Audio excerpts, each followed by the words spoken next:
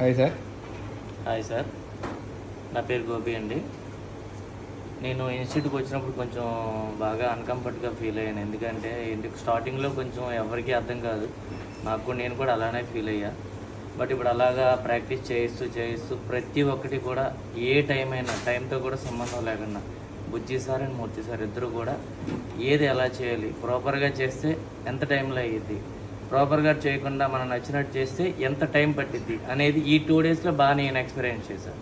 ఎంతలా అంటే నిన్న డబుల్ డెక్కర్ బోర్డు ఇచ్చారు, నిన్నటి నుండి ఇప్పటివరకు నేను చేయలేకపోయాను. రీజన్ ఏంటి అంటే నాకు నచ్చినట్టు నేను రీబాలింగ్ చేయడం కానీ, క్లీన్ చేసుకోవడం కానీ, విక్ చేయడం అయినా నాకు నచ్చినట్టు నేను చేసుకున్నాను. ప్రాపర్గా ఏది చేయలే.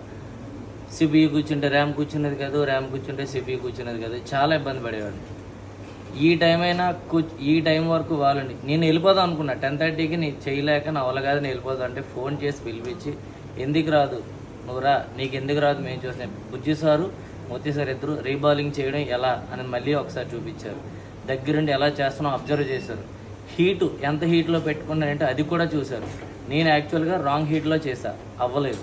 మళ్ళీ హీట్ అది కాదు, వేరే మెజర్మెంట్ పెట్టి ఎయిర్ మెజర్మెంట్ చెప్పి రీబాలింగ్ ఎలా చేయాలి, ఐసీ సిట్టింగ్ ఎలా చేయించాలి, దానికి కూడా కొన్ని టెక్నిక్స్ ఉన్నాయండి. అది కొందరు ఏంటంటే ఎలా పెడితే అయిపోద్ది అనుకుంటారు, కానీ ఒక మార్కింగ్ ద్వారా ఎలా చేసుకోవాలి ఈజీ మెథడ్లో ఫోన్లో ఫోటో తీసుకోండి. వేరే మెథడ్ ఒకటి చెప్పారు, డాట్స్ అని కొన్ని ఉన్నాయి. ఆ మెథడ్లో వాళ్ళు చెప్పారు ఏ ఐసీ అయినా ఏ యాంగిల్లో కూర్చోబెడితే కరెక్ట్గా వర్క్ అయ్యింది, ప్రాపర్గా సిట్టింగ్ అయ్యింది చూసుకున్నాం.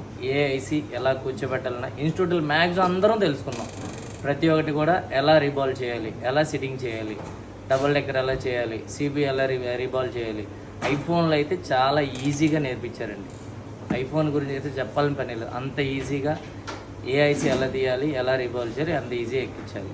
కాంపోనెంట్స్ కూడా ఏ టెంపరేచర్లో ఏ హీట్లో సిట్టింగ్ చేస్తే మనం హ్యాండ్ ఇలా కదిపేస్తూ ఉంటాం, అవసరం ఒక బ్లోయర్తోనే వాటి ప్లేస్లో కూర్చునేట్టు వాళ్ళు అలా నేర్పించారు. నేనైతే చాలా హ్యాపీగా ఫీల్ అవుతున్నా. ప్రస్తుతానికైతే Samsung M10 board double decker board ready చేశాను, ఒకసారి మీకు కూడా చూపిస్తాను.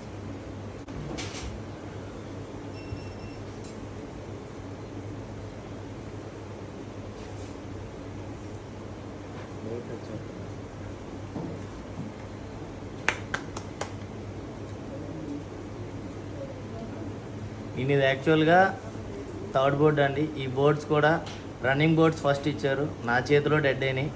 ఎందుకు డెడ్ అయినాయి అంటే వాళ్ళే అబ్జర్వ్ చేశారు, ఎందువల్ల ఆగిపోతుందో వాళ్ళే చూశారు. ప్రస్తుతానికి అయితే 3వ బోర్డు కూడా వాళ్ళే ఇచ్చారు. ఎలా ఓపెన్ చేయాలి, ఏ హీట్లో ఐసీ రిమూవ్ చేయాలి, ఏ హీట్లో కూర్చోబెట్టాలి, ఎంత ఎయిర్ పెట్టుకోవాలి, వాళ్ళే దగ్గరుండి ఎలా చేయించాలి మేమే చేసాం. వాళ్ళ హ్యాండ్స్తో చేసుకొని వాళ్ళైతే చేయలేదు, పక్కన నిల్చొని ఎలా చేయండి అని చెప్పారు. సక్సెస్ అయింది. ఇగోటండి ఎమర్జెన్సీకి వెళ్ళండి, మీ ఫోన్ నెంబర్ కొట్టండి.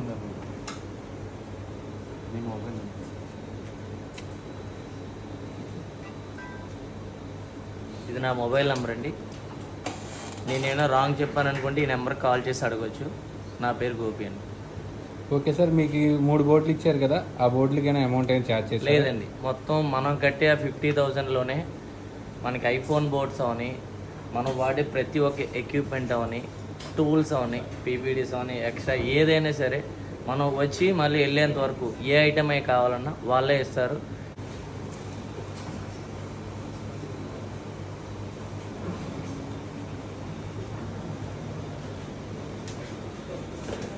నైట్ స్టూడెంట్స్ అందరూ కూడా వర్క్ చేస్తున్నారండి. ఇంకా